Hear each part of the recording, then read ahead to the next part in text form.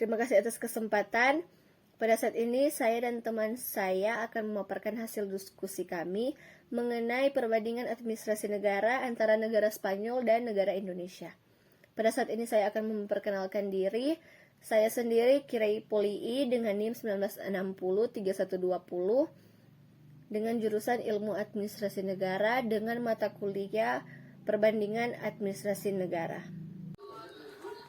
Perkenalkan, nama saya Tiafani Piri, NIM 1960-3153, Fakultas Ilmu Sosial, jurusan Ilmu Administrasi Negara. Ini saya akan memberikan informasi umum mengenai negara Spanyol atau Kerajaan Spanyol.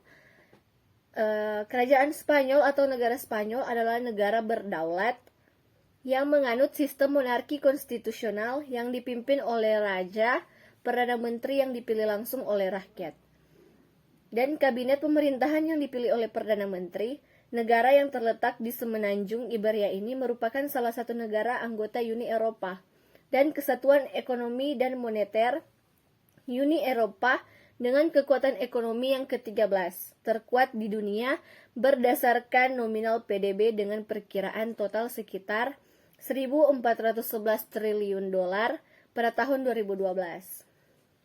Pada saat ini, negara Spanyol menggunakan bentuk negara monarki konstitusional dengan kepala negara adalah raja dan kepala pemerintahan adalah Perdana Menteri.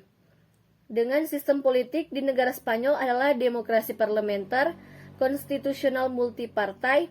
Menurut konstitusi, partai politik ini adalah ekspresi pluralisme politik, berkontribusi pada pembentukan dan ekspresi kehendak rakyat, dan merupakan instrumen penting dari partisipasi politik.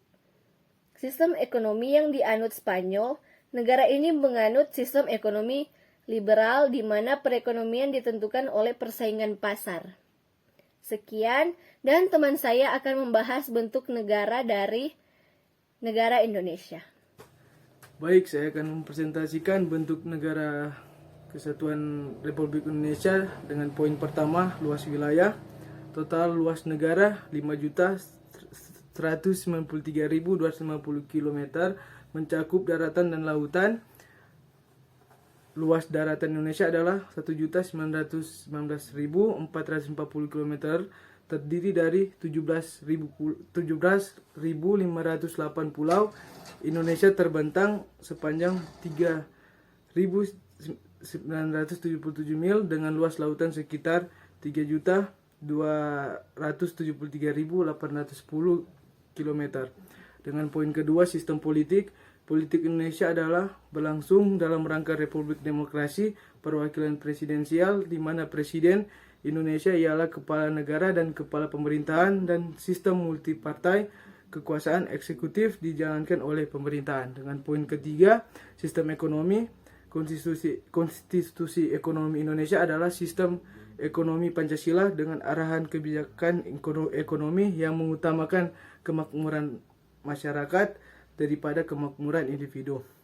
Hal ini menunjukkan bahwa pembangunan ekonomi bukan hanya tertuju pada individu atau golongan tertentu, tetapi secara merata.